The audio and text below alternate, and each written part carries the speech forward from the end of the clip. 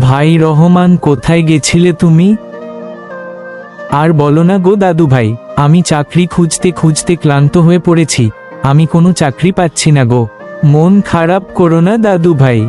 এখন মামা চাচা না থাকলে যে চাকরি হয় না, চেষ্টা চালিয়ে যাও, একদিন হবে ইনশাআল্লাহ।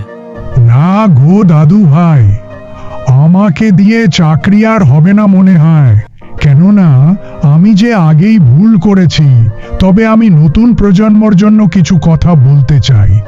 তোমরা যারা নতুন প্রজন্ম আছো তাদের বলছি, শুনো, তোমাদের যদি উদ্দেশ্যে থাকে পড়াশোনা করে ভালো কিছু করবে, তাহলে হাতে যে ফোনটা আছে সেটা আজকেই ফেলে দিয়ে কোমরে গেমছা বেঁধে পড়াশোনা শুরু করো।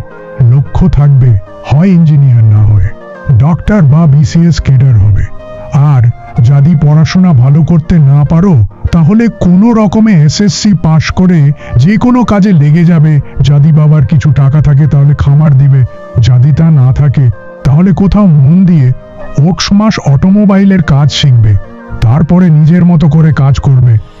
এই কাজের কি যে মূল্য তা বোঝানো যাবে না।